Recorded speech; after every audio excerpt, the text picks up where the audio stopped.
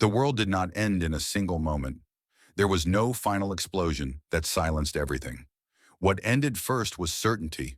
For a brief time, humanity believed it could still understand what was happening, still control what would come next, still stop what had already begun. It was wrong. This is not the story of how the war started. This is the story of the moment the world realized it was too late. The first missiles did not end the world. Instead, they changed how the world understood time. Because in the moments immediately after the launches, there was no clear ending, no final silence, and no shared understanding that history had crossed an irreversible line. What followed was confusion, delay, and a terrifying pause in which the machinery of destruction continued to move forward on its own, even as leaders, soldiers, and civilians alike believed. If only for a few fragile minutes, measured not in hours but in heartbeats, that there might still be a way back, that what had already happened could somehow be contained, limited, or stopped before everything else followed. That belief did not last. Inside command centers, radar screens flickered between darkness and distorted signals, while communication lines failed, returned, and failed again, filling rooms with overlapping voices, contradictory orders, and warnings that could not be verified, leaving no one able to determine how many missiles had been launched, which targets had already been struck, or whether additional attacks were still on the way. Every decision was made in partial darkness. Presidents were sealed into bunkers with information that arrived too late or not at all. Military commanders stared at maps that no longer reflected reality, and intelligence agencies struggled to separate confirmed data from speculation, knowing that even the smallest mistake could accelerate a process that was already unfolding faster than human judgment could keep up with. Beyond these collapsing centers of power, the rest of the world stood frozen in uncertainty as airports halted mid-operation, highways turned into motionless lines of vehicles, and emergency broadcasts repeated the same incomplete messages, offering instructions without clarity and reassurance without answers, while millions understood that something catastrophic had happened but could not know whether it was already over. That uncertainty became the most dangerous element of all. Systems designed for retaliation do not wait for clarity. They respond to confirmation, and confirmation, however fragmented, was everywhere. Submarines that had lost contact with national command authorities followed standing orders written years earlier. Missile crews waited for signals generated not by human judgment, but by automated interpretations of destruction, and even silence itself became evidence that the worst had already begun. What followed was not the result of new decisions made in that moment, but the continuation of old ones. Plans written for a war that was never supposed to be fought now dictated the future of a world that no longer existed as it once had, proving that escalation did not require intent, only momentum, and that momentum was already in motion. It was then that humanity began to understand a truth it had never fully faced before. The most dangerous part of nuclear war was not the first strike, but everything that came after it. As the first hours passed, it became clear that the world was no longer experiencing a single event, but the unraveling of a system that had connected nations, economies, and lives into one fragile structure, now breaking apart in real time. Information did not stop flowing. It multiplied, fragmented, and contradicted itself, arriving too quickly to be understood and too slowly to be useful. Reports of destruction overlapped with rumors of additional launches, secondary strikes, and weapons that may or may not have existed, leaving governments and populations alike trapped between panic and paralysis. Across continents, the same question echoed in different languages and accents, whispered in homes and shouted in command rooms alike. Is it over, or is this only the beginning? No one could answer. In Europe, panic spread faster than confirmation. Air raid sirens, silent for generations, tore through city streets as people abandoned homes, workplaces, and vehicles, rushing toward shelters that had long since been forgotten or repurposed, while others stood frozen, unable to decide whether movement itself had become the most dangerous choice. Emergency broadcasts urged calm and promised coordination, but their words dissolved into static as transmission towers failed and capital cities disappeared beneath fire and smoke, taking with them the illusion that someone, somewhere, was still in control. In Asia, leaders faced decisions that no doctrine had truly prepared them for, weighing neutrality against preemptive action, while knowing that hesitation could be interpreted as weakness and action could invite annihilation, creating a paralysis in which every option felt equally fatal. Military forces were placed on heightened alert, not because war was desired, but because uncertainty had become unbearable. And in that uncertainty, even defensive preparations carried the weight of irreversible consequences. In the Middle East, decades of conflict were instantly overshadowed as oil fields burned not from sabotage or strategy, but from shock waves, secondary strikes, and collapsing infrastructure, severing the arteries of a global energy system that had once bound distant nations together. Within hours, fuel became meaningless, currencies lost value, and trade routes ceased to matter, not through gradual collapse, but through sudden irrelevance. In Africa and South America, regions far from the initial targets felt the shock not through explosions, but through silence. As ships halted mid-route, aircraft were grounded indefinitely, and financial networks froze, revealing how deeply every nation, no matter how distant, had been tied to a system now dissolving beyond repair. The global economy did not fall apart slowly. It vanished. As night fell across different time zones, people everywhere stared at darkened screens, silent radios, and unanswered phones, realizing that the world they had understood no longer existed as a shared reality, but as scattered fragments of fear, rumor, and fading hope. Borders still appeared on maps, but their meaning was gone. All that remained was uncertainty, spreading faster than any missile ever could. While governments struggled to understand the scale of what was unfolding, a quieter and far more personal reckoning was taking place far from command centers, radar screens, and strategic maps, in the ordinary spaces where history is never supposed to arrive. In apartments overlooking silent streets, people stood by windows watching skies that felt heavier than they had ever been before. Not because anything was falling, but because everything felt suspended, as if the future itself had paused and was waiting to decide whether it would continue. On highways locked in unmoving lines of traffic, drivers sat behind steering wheels with engines still running, radios repeating fragments of emergency broadcasts, and phones held tightly in trembling hands. Refreshing news feeds that offered no clarity and no reassurance, only the same unanswered question: what happens next? In hospitals, corridors filled with an unfamiliar tension as doctors and nurses prepared not for a surge they could see, but for one they knew was coming, while patients sensed that the routines meant to protect them no longer applied to a world slipping beyond prediction. Classrooms emptied mid-lesson, offices went dark without explanation, and families gathered in living rooms not to celebrate or mourn, but to wait, sharing silence when words felt inadequate and dangerous in equal measure. Parents looked at their children and struggled to explain a reality they themselves could not understand, while children sensed fear not through headlines, but through the way familiar adults suddenly seemed uncertain, fragile, and unprepared. Some people prayed, clinging to belief as the last structure that had not yet collapsed, while others drank, paced, or stared blankly at walls and screens, hoping that doing something, anything, might slow the feeling that time itself was slipping out of reach. There were no heroes in these moments, no speeches, no dramatic acts, no clarity, only ordinary people confronting the sudden disappearance of certainty, realizing that the future they had imagined, quiet, predictable, and safely distant, had been erased without warning or explanation. This was the moment when fear stopped being abstract, when it was no longer about missiles, governments, or ideologies, but about whether tomorrow would exist in any recognizable form. And in that realization, something fundamental shifted. The world did not end, but the way people understood their place within it did. If stories like this matter to you, if you believe history is shaped as much by what didn't happen as by what did, consider subscribing. This channel explores the moments where the world stood on the edge and stepped back. As the first days passed, it became impossible to ignore a growing reality that spread quietly beneath the visible destruction.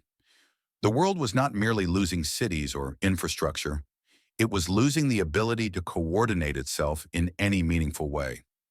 For generations, nations had built their power on the belief that command could survive chaos, that leadership would endure even when systems failed, and that authority would continue to flow through established chains no matter how severe the crisis became. What none of those doctrines truly accounted for was what would happen if those chains fractured everywhere at once. In many capitals, leadership did not fall dramatically. It simply disappeared. Some leaders were killed in the initial strikes, others were sealed inside bunkers with no reliable means of communication, and still others continued issuing orders long after the systems required to receive, acknowledge, or execute those orders had already ceased to function. Command rooms remained lit and operational. Screens continued to glow with incomplete data, and officers stayed at their posts out of discipline and habit.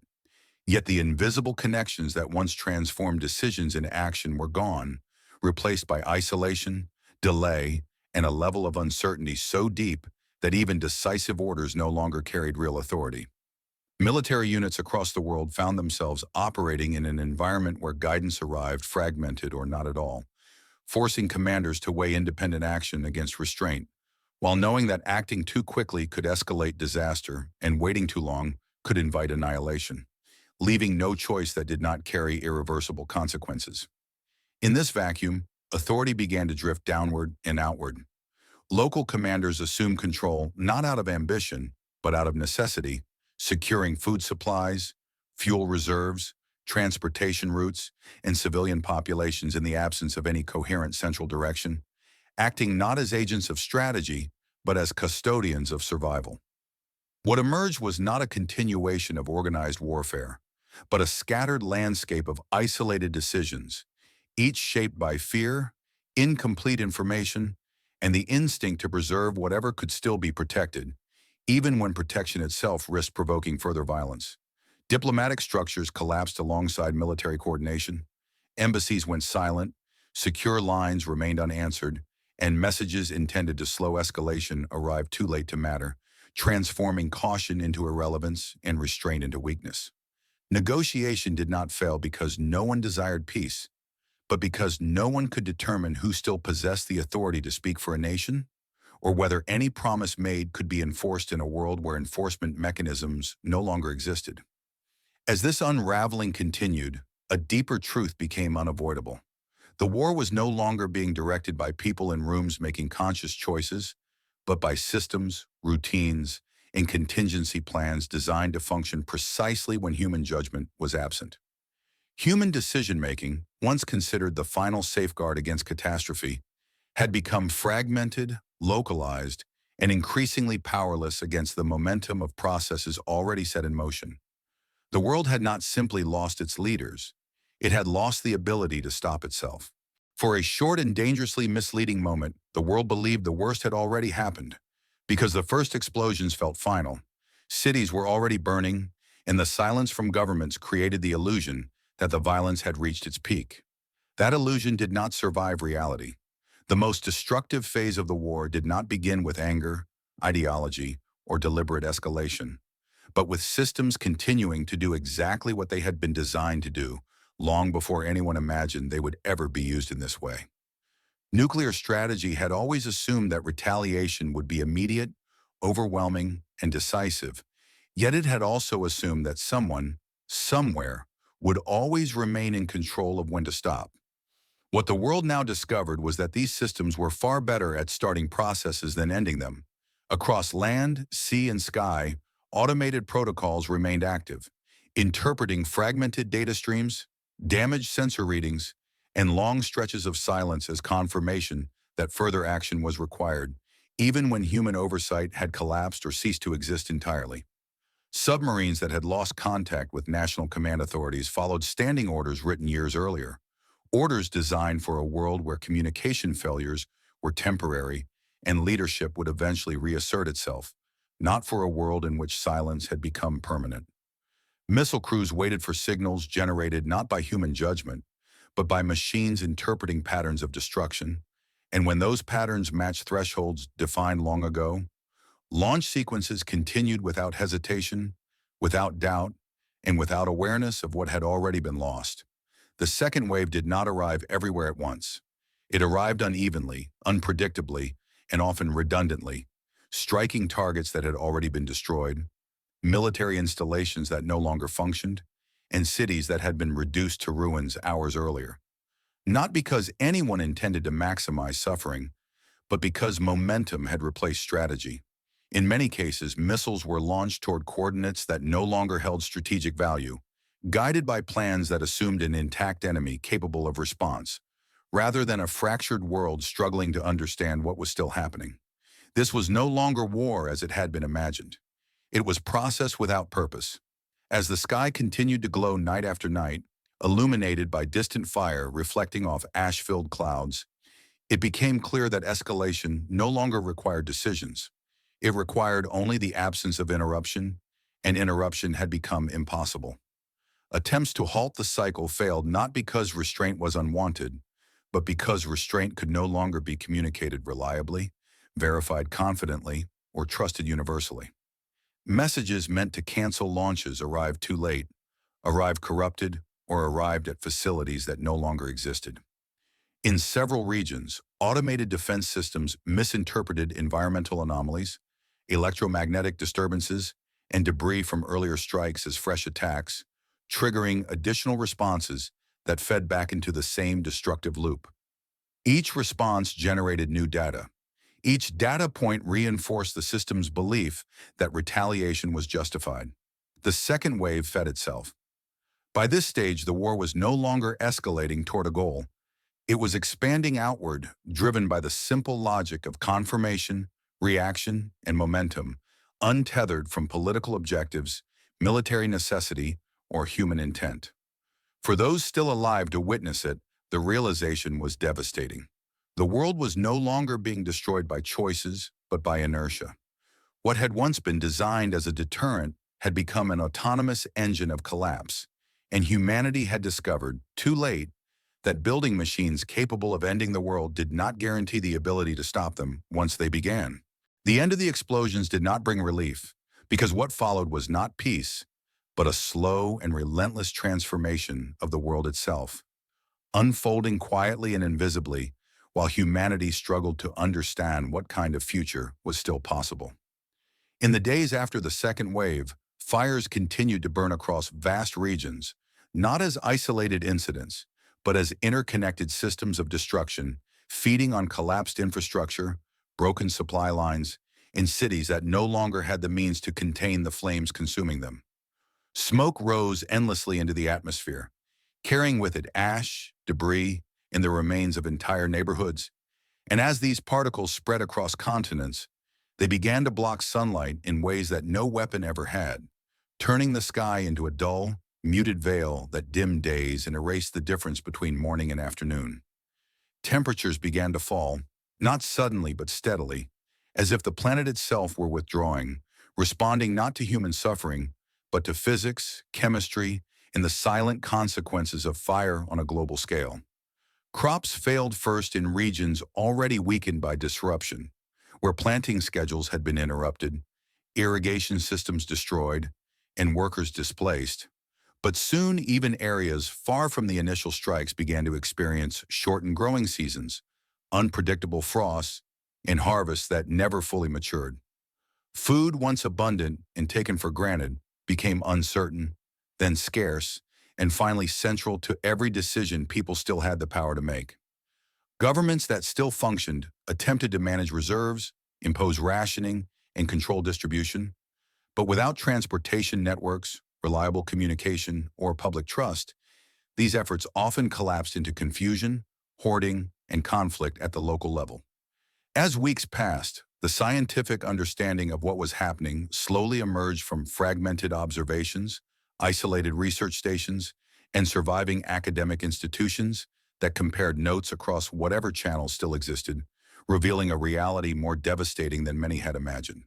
The world was entering a nuclear winter, not a season, but a condition. Sunlight reduced, temperatures lowered, ecosystems disrupted, and agriculture pushed beyond the limits of recovery, creating a cascade of failures that no single nation, no matter how prepared, could escape. Radiation sickness claimed lives quietly, away from cameras and headlines. As exposure accumulated not only near impact zones, but through contaminated water, soil, and food chains that spread invisibly across borders that no longer mattered. Hospitals, already overwhelmed by injuries from the attacks, now faced shortages of medicine, power, and trained personnel, forcing impossible choices about who could be treated and who could only be made comfortable as systems designed for normal times collapsed under unprecedented strain. In many regions, the rhythm of life slowed, not because people chose to pause, but because movement itself became dangerous, resources limited, and the future uncertain, pushing communities inward as survival replaced ambition, progress, and long-term planning. Children grew up under darker skies, experiencing seasons that felt wrong, summers that never fully arrived, and winters that lingered far longer than memory suggested they should, shaping a generation whose understanding of the world was defined not by growth, but by endurance. The war was no longer something that happened to cities or governments. It had become something that happened to the planet. And as the long shadow of nuclear winter spread, humanity began to grasp a final and unsettling truth.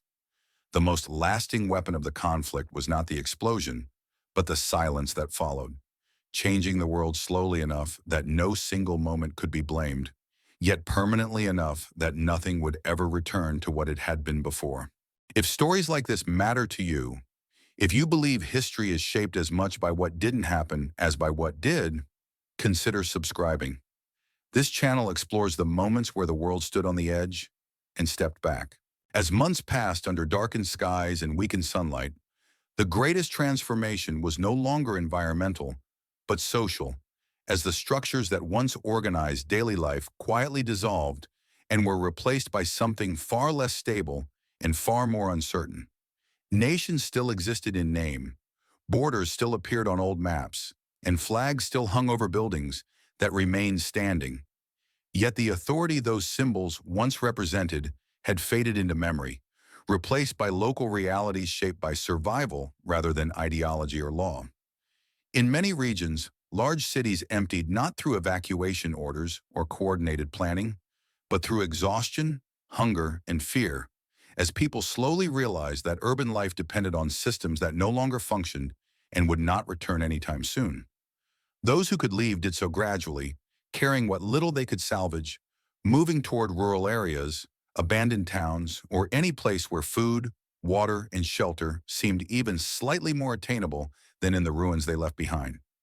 Communities that formed in this new world were not built on shared beliefs or long-term visions, but on proximity, necessity, and mutual dependence, creating fragile alliances held together by the simple understanding that survival alone was no longer possible. Trust became both essential and dangerous. Strangers were potential allies, but also potential threats. And the absence of reliable information meant that rumors carried as much weight as facts, shaping decisions that could mean the difference between life and death. In some areas, remnants of military or police forces provided a degree of order, enforcing rules not through legitimacy, but through the practical reality that they still possessed weapons, training, and organization in a world where those qualities were rare. Elsewhere, authority emerged from different sources, including community leaders, former officials, engineers, doctors, or simply those who controlled access to food, clean water, or defensible territory, proving that power in this new era flowed from resources rather than titles. Barter replaced currency as money lost its meaning in the absence of markets, banks, and trust in the future, turning skills, tools, and stored supplies into the new measures of value. Knowledge itself became a form of wealth. Old books, manuals, and technical expertise were preserved not for curiosity or progress, but because they offered a chance, however small, to repair machinery, grow food, or generate power in a world stripped of global supply chains.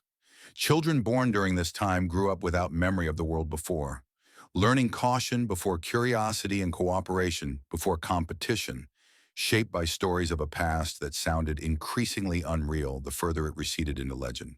For them, darkness was normal, seasons were unpredictable, and the idea that the world had once been stable felt more like myth than history.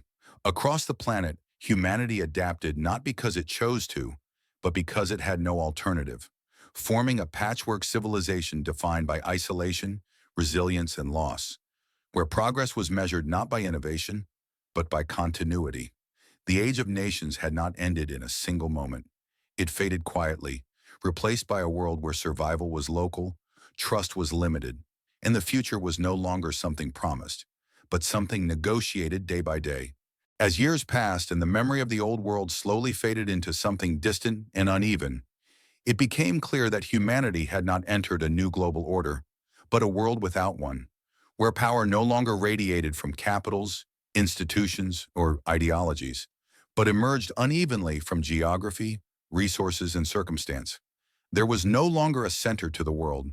No single nation could claim leadership, no alliance could enforce stability, and no ideology could promise a future beyond local survival, because the systems that once connected continents into a single political and economic space had been broken beyond repair.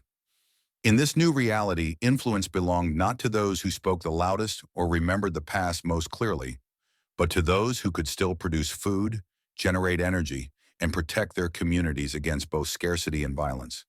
Some regions, spared the worst of the initial destruction, slowly became islands of relative stability, not because they were powerful, but because they were distant, resilient, and adaptable, learning to function with limited technology and reduced populations. Parts of South America, where agricultural land remained usable and radiation levels were lower, evolved into vital food-producing zones, supplying nearby regions through fragile trade routes that depended more on trust and necessity than law or currency. In portions of Asia, pockets of industrial capacity survived, rebuilt not to fuel global markets, but to support regional needs, repair machinery, and maintain infrastructure that could no longer rely on external supply chains. Elsewhere, power concentrated in harsher forms. Warlords, militarized groups, and authoritarian enclaves emerged in areas where resources were scarce and fear abundant, enforcing order through force rather than legitimacy, and offering protection in exchange for obedience, loyalty, and labor. These new power structures were unstable by nature, rising and falling as resources shifted, populations moved, and alliances fractured, creating a political landscape defined not by borders, but by influence zones that expanded and contracted over time. Technology regressed unevenly. Some communities preserved fragments of advanced knowledge, maintaining limited electricity, communication, and transportation, while others reverted to simpler tools and methods, not out of choice, but because complexity had become too fragile to sustain. The internet never returned as a global network. Satellites fell silent as maintenance failed and ground control vanished, severing the last threads of a shared planetary perspective and leaving humanity isolated not just physically, but informationally. History itself began to fragment. Without centralized records, global media, or consistent education, truth became local, shaped by memory, rumor, and the needs of survival. And events that had once been documented in real time slowly transformed into competing narratives, legends, and warnings passed from one generation to the next. Children born into this world learn geography not through maps, but through stories of dangerous roads, safe valleys, and distant places spoken of with uncertainty rather than certainty. The idea of the world as a single place became abstract, almost meaningless, replaced by the reality of regions, journeys, and boundaries defined by reach rather than law. Humanity did not rebuild what it had lost. It adapted to its absence. And in doing so, it entered an era where power was temporary, stability was local, and the future was no longer something imagined for everyone, but something negotiated within the limits of each surviving community. As the years slowly turned into decades and the memory of the old world faded unevenly across generations, one question continued to surface wherever people still dared to speak about the past, not with anger or expectation, but with quiet uncertainty, because by then the very idea of victory had become something distant and unfamiliar. Who won, they asked, not because they believed an answer existed, but because the question itself revealed how deeply the world had been reshaped by what had happened. There were no victories left to measure, no enemies left to condemn, and no moments that history could comfortably label as success, because the war had not only destroyed cities, governments, and institutions, but had also dismantled the mental frameworks through which humanity had once understood conflict, progress, and control. Nations did not win, ideologies did not prevail, and technology did not save anyone, leaving behind only a scattered form of survival spread across regions that no longer shared a common destiny, but were instead connected by memory, loss, and the shared awareness that something irreversible had taken place. As time passed, historians, scholars, and survivors attempted to reconstruct the path that led the world from tension to annihilation, piecing together fragmented archives, conflicting testimonies shaped by trauma, and the remnants of systems that had continued to operate long after the people who designed them had disappeared.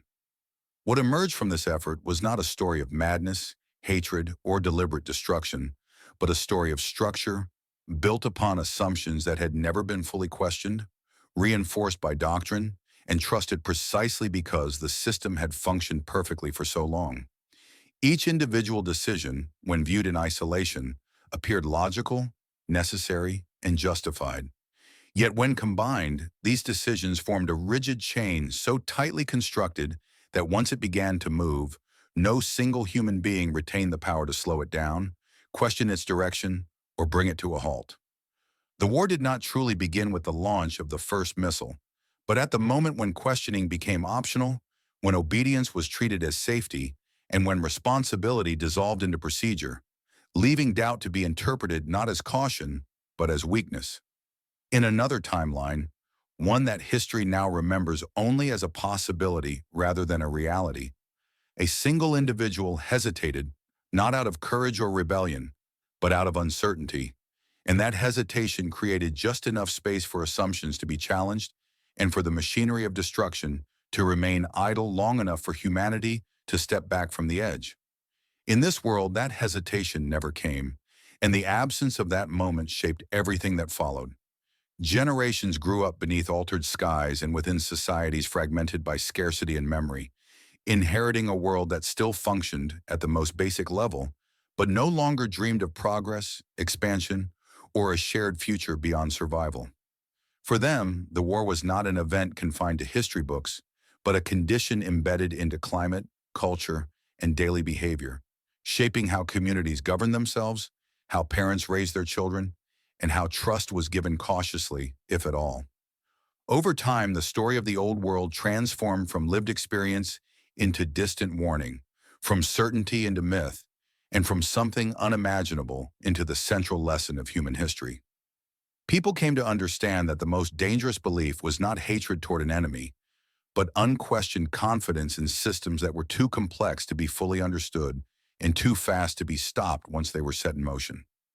They learned that intelligence without humility creates fragility, that progress without restraint accelerates collapse, and that the survival of civilization had never depended solely on weapons, technology, or power, but on rare moments of restraint that often passed unnoticed at the time.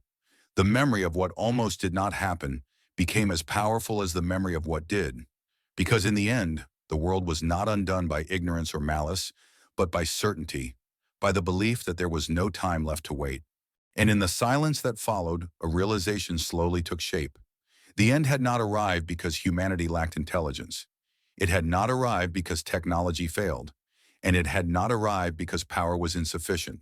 It arrived because the world had been built to move faster than human conscience, faster than doubt, faster than reflection, faster than the courage to admit uncertainty. The systems performed exactly as they were designed to perform, following instructions written long before the moment they were needed, without fear, without hesitation, and without understanding the weight of their consequences. What failed was not the machine. What failed was the pause that never came. All it would have taken was a moment, a breath, a single voice willing to slow everything down. One word. Wait. History is not shaped only by what is done. It is shaped by what is stopped. And sometimes the future of the world depends on the courage to say nothing and wait.